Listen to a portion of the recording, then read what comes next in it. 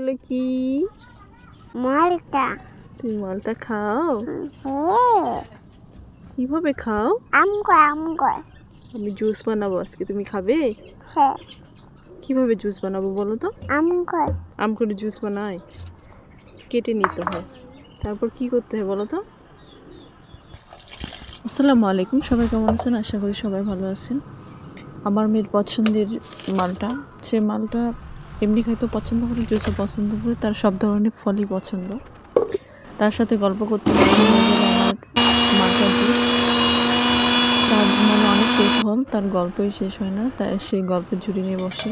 সে এত গল্প করতে পছন্দ করে, সে গল্প করলে আর গল্প শেষ হয় না। ভালোই লাগে মেয়ের সাথে গল্প করতে, আমার একজন গল্পের সঙ্গী। আমার জুস হয়ে গেছে। আল্লাহ হাফেজ, সবাই ভালো থাকবেন, সুস্থ থাকবেন।